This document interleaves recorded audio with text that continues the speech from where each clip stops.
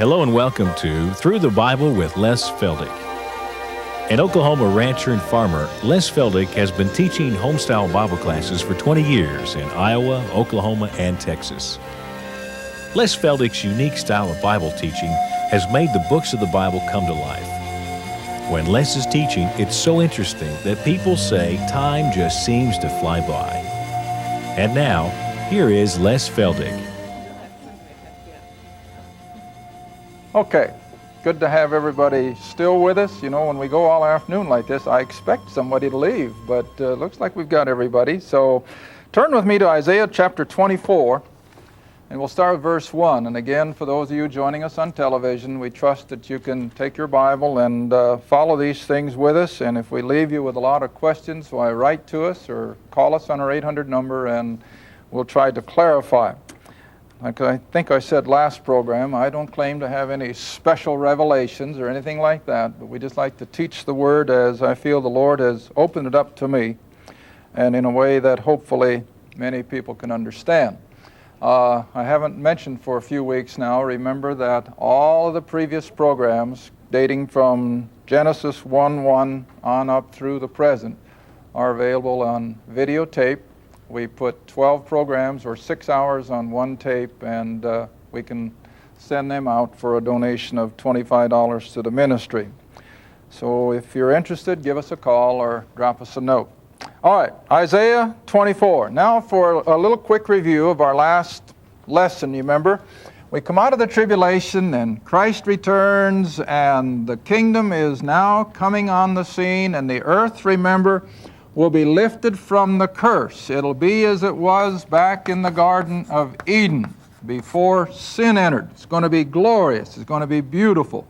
All right, at his second coming, this escaping remnant of Jews who went out in unbelief, and remember now, this is a mixed group. They are not the 144,000. This is Matthew 24, beginning with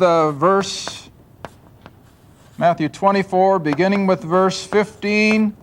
And remember, it speaks of those who are on the housetop and those who have children. And so it's going to be old and young. It's going to be men and women, boys and girls. It's going to be a mixed group of Jews who will escape, where God will protect them for that last 3.5 years, so that when Christ returns in glory, and remember we saw in Matthew 24, they're going to see Him coming in power and great glory. And then in our closing moments, we took you back to Zechariah, where they're going to see the nail prints in His hands, they're going to see the wound in His side, and rather than by faith as we will, they will by sight believe and know that He is their King, their Messiah, their Savior. And so this group of Jews will come up into the kingdom as the nation of Israel, and by far the largest number of any one nation that will go into the kingdom. All right, now we've got the nation of Israel established. They're going to be, remember, ruled by the 12 apostles, ruling on 12 thrones. Now let's pick up the Gentiles. God hasn't forgotten about the Gentiles by any stretch of the imagination, even though the age of grace was primarily to Gentiles.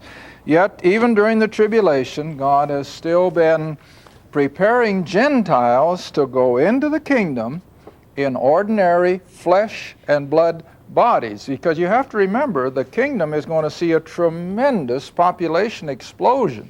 So that by the end of that 1,000 years, when Satan will be released to test them once again, there will be probably as many people on the earth or more than there are right now.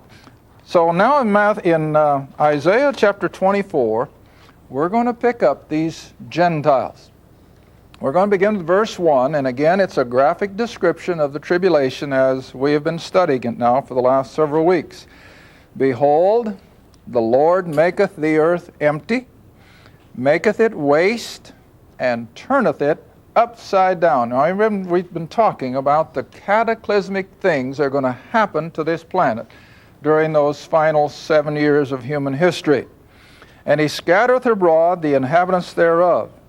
And it shall be as with the people, so with the priest, as with the servant, so with his master, as with the maid, so with her mistress, with the buyer, so with the seller, with the lender, so with the borrower, as with that taker of usury, so with the giver. In other words, everyone is going to come under this tremendous cataclysmic 7-year period of events. Verse 3, the land shall be utterly emptied and spoiled, for the Lord hath spoken this word. Verse 4, the earth mourneth and fadeth away under these judgments. The world languisheth and fadeth away. The haughty people of the earth do languish. Even their wealth is not going to protect them. The earth also is defiled under the inhabitants thereof, because they have transgressed the laws. That is, the laws of God, the basic morality that He laid down back there in the Ten Commandments, if that's the way it makes you more comfortable.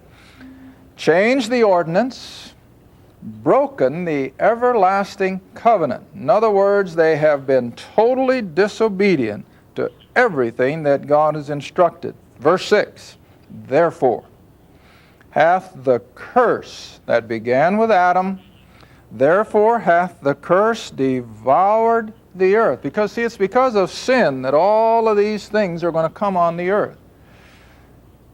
And they that dwell therein are desolate. Therefore the inhabitants of the earth are burned. And yes, there could be tremendous amounts of nuclear energy released. In fact, it's in the news, just lately again, where the Soviets are, what shall I say, they're trying to stop a leak of nuclear weapons that are at the bottom of the ocean, and it could very easily contaminate and kill a lot of the fish around it. So everything that we're seeing happen and the technology that's bringing about is making the book of Revelation more believable every day. Well, anyway, the earth is burned, but I always have my classes underline those last 1, 2, 3, 4 words. In spite of everything that has been happening, terrible, cataclysmic events, yet there will be a few men left. You see that?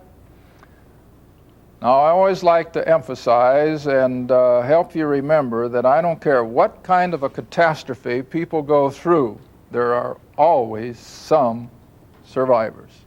Always. I always like to remember when they dropped the bomb on Hiroshima. I remember reading of one lady in particular who was right under ground zero of one of those bombs, either the first one or the second one, I remember. And she survived. In spite of the heat flash and in spite of all the radioactivity and all that. You know why? She was working in a library. And all the books in that immediate explosion just literally buried her, and all that paper then became an insulation for the radioactive power and so forth. And she survived. Totally burned, of course, but she survived. When we had the earthquake in San Francisco a couple of years ago, you remember when the freeway collapsed? They were working frantically, lifting all that heavy concrete, but what did they find? Survivors. And so it will be at the end of the tribulation. There are going to be survivors scattered around the planet from every nation that you can think of. Now, I usually let my classes, and you can do it as individuals, and those of you on television, you just take a pencil and paper and use whatever figure or percentage you like to think of as a few.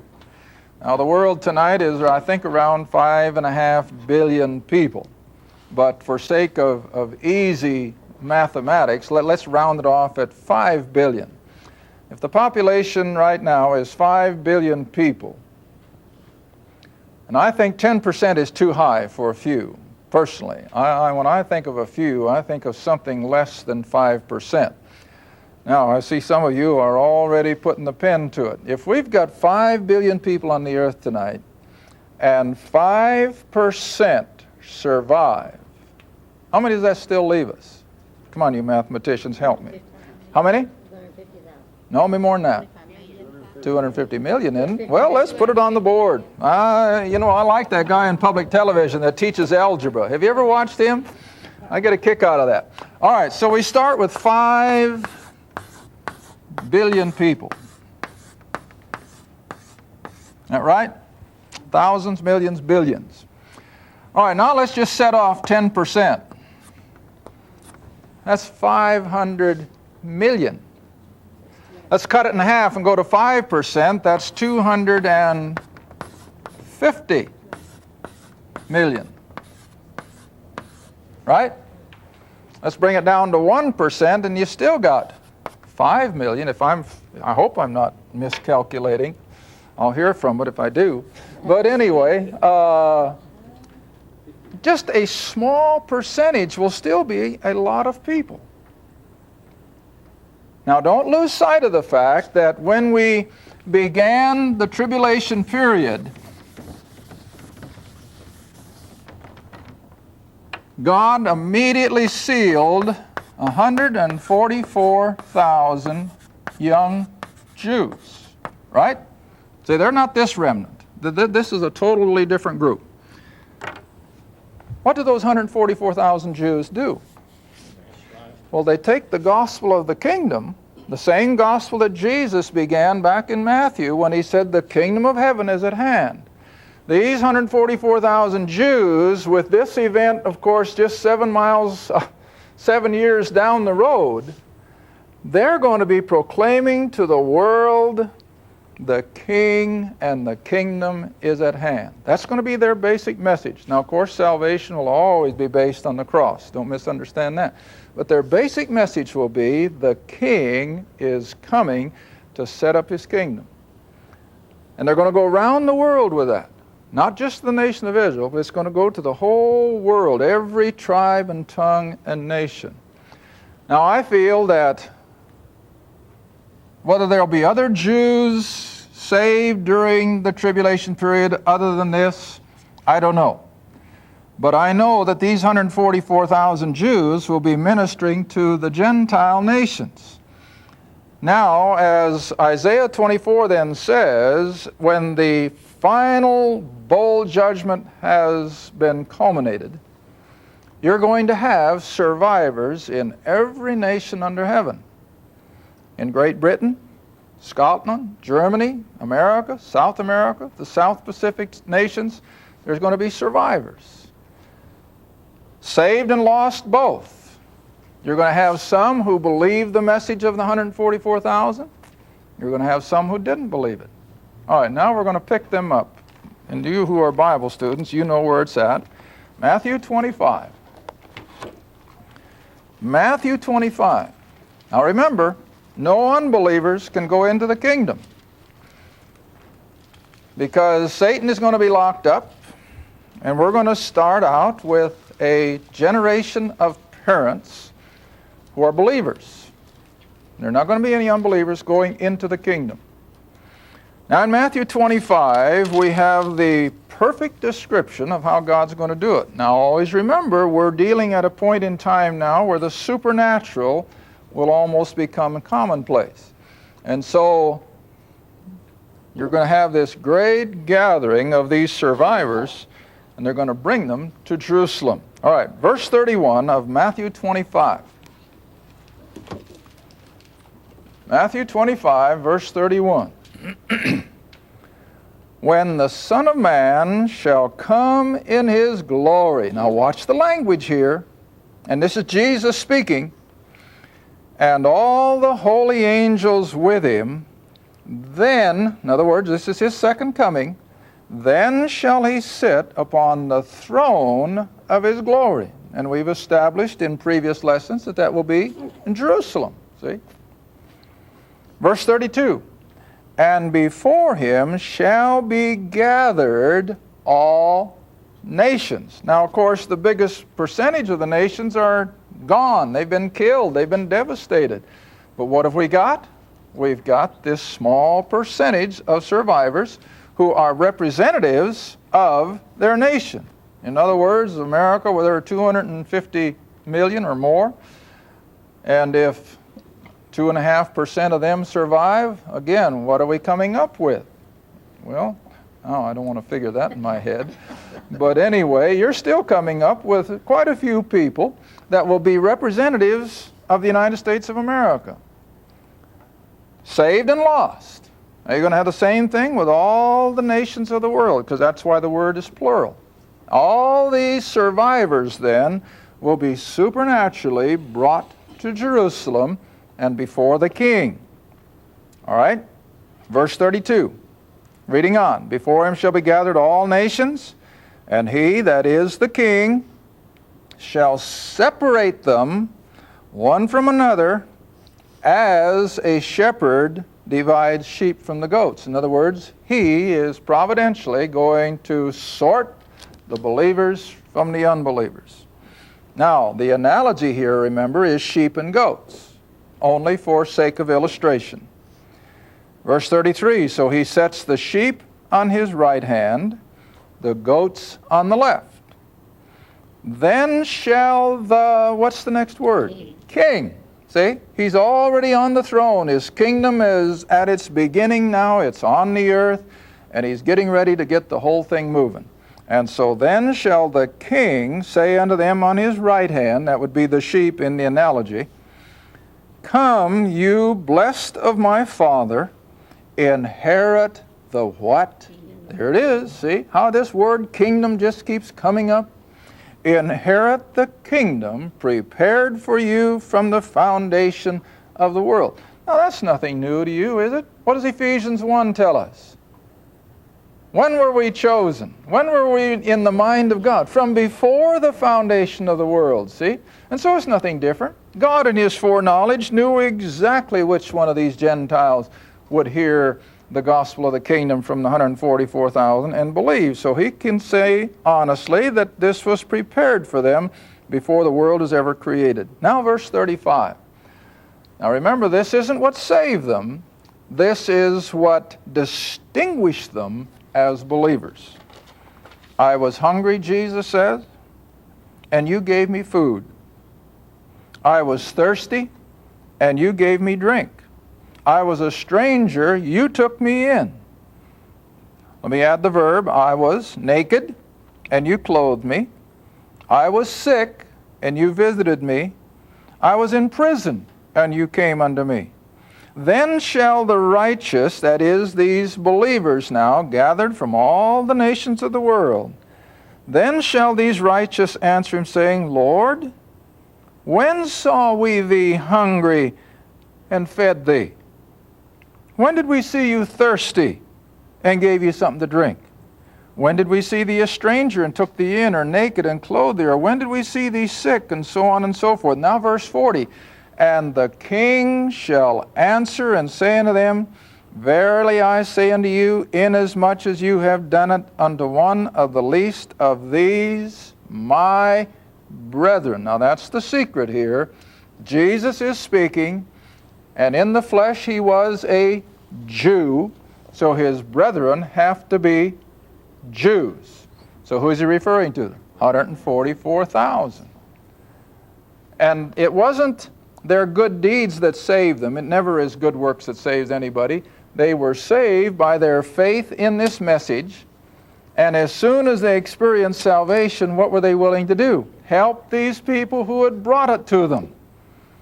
And the best example I can give of that are the believers and the Christians in Europe during Hitler's terror against the Jew.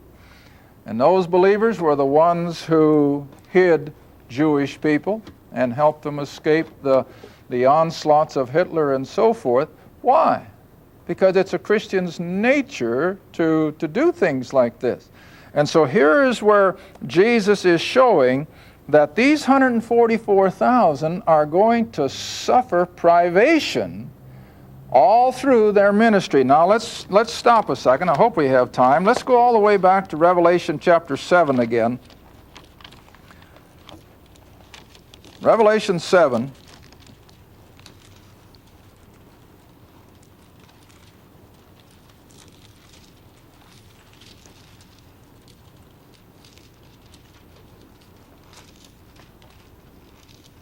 Got it? Revelation 7.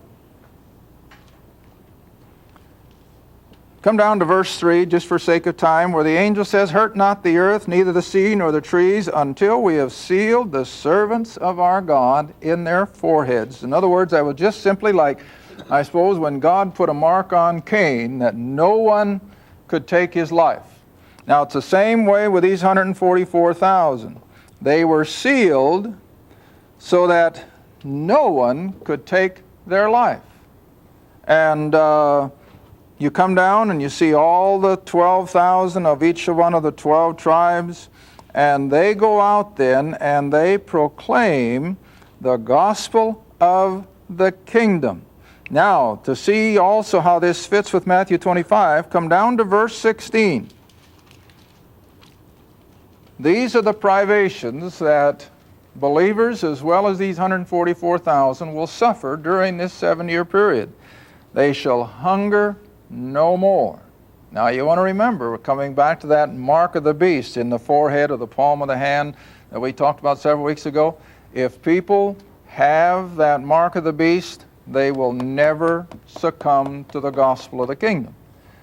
If they don't have the mark of the beast, they will be eligible for this salvation, but they'll not be able to buy or sell or transact business. Consequently, 7 years is a long time. If you can't buy groceries, 7 years can be a long time if you can't pay your rent or make a house payment, or buy gasoline, or pay a doctor bill. You can do nothing if you don't have some means of exchange. And they're not going to have it. And so they're going to end up hungry, thirsty, naked. See? All right, now then come back to chapter 25 in Matthew. And so these 144,000 are going to suffer these same privations. No one can take their life, but they'll be thrown in prison. They're going to be hungry. And so the only sustenance they have is these believers now, realizing what a salvation these Jews have brought them, will sacrifice, no doubt, whatever little bit they have to help these 144,000. And now then, Jesus said, inasmuch as you did it unto them, you really did it to me. Now, this is the only setting that fits. You can't put this into anything else. It's just simply the response of these believers who have survived the awful, awful events of the tribulation.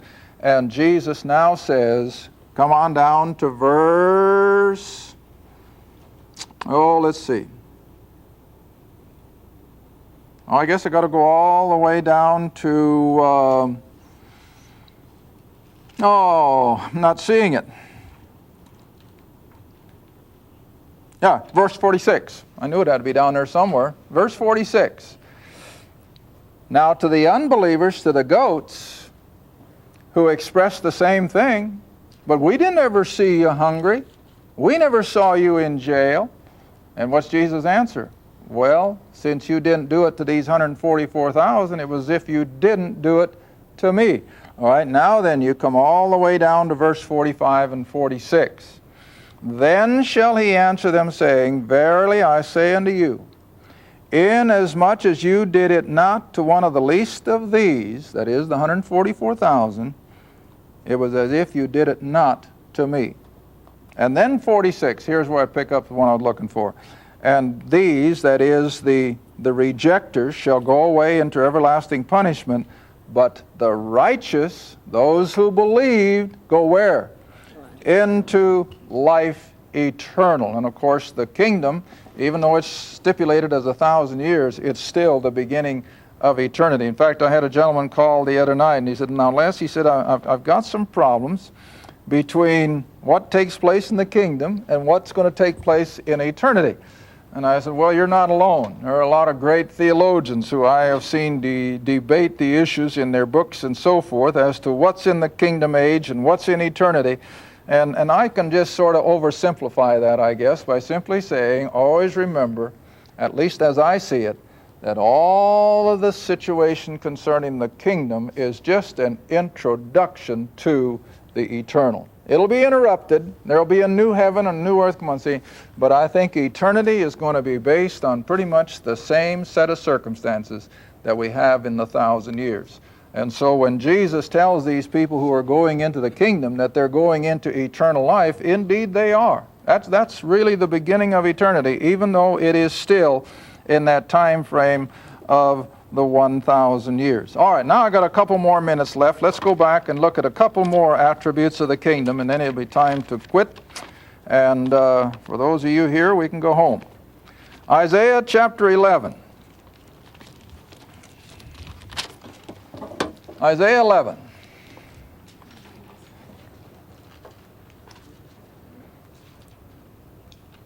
I think we have time to just start at verse 1. Isaiah 11, verse 1.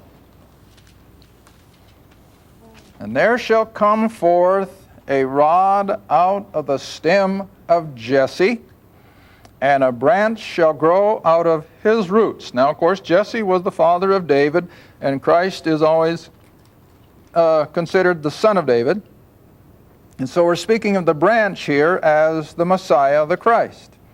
Now verse 2, and the Spirit of the Lord shall rest upon him, the Spirit of wisdom and understanding, of counsel and might, the Spirit of knowledge and the fear of the Lord. Now those are all attributes of the Spirit that are also indicative of the Christ.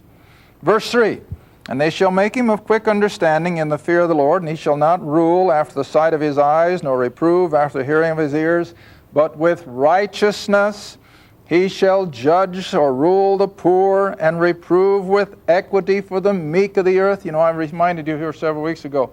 What do those words remind you of in the New Testament? The Beatitudes. See, this is where the Beatitudes become then the very constitution of the kingdom. All right, read on. And with the rod of his mouth and the breath of his lips he shall slay the wicked, which of course he did there at Armageddon in the final hours of the tribulation. Now verse 5, we come back again into the kingdom. And righteousness shall be the girdle of his loins, and faithfulness the girdle of his reins. Now look at verse 6. This is all on the earth. And when animal lovers ask me, are there going to be animals in heaven? Yes, here it is. The wolf will dwell with the lamb, the leopard shall lie down with the kid, the calf, and the young lion and the fatling together, and a little child shall lead them. Where did that little child come from? From believing parents, see? And the cow and the bear shall feed, their young ones shall lie down together, the lion will eat straw like the ox, as it was before sin entered. Neither shall they hurt nor destroy in all my holy mountain, for the earth shall be full of the knowledge of the Lord. Thank you for watching Through the Bible with Les Feldick, a weekly Bible study. If you would like more information about the Les Feldick Ministries, a Bible study in your area, or about this program, write to Les Feldick Ministries, Route 1, Box 760, Kinta, Oklahoma, 74552. That's Route 1, Box 760, Kinta, Oklahoma, 74552. Through the Bible with Les Feldick is viewer supported, and your gift is appreciated. Thank you, and be sure to tune in next time for Through the Bible with Les Feldick.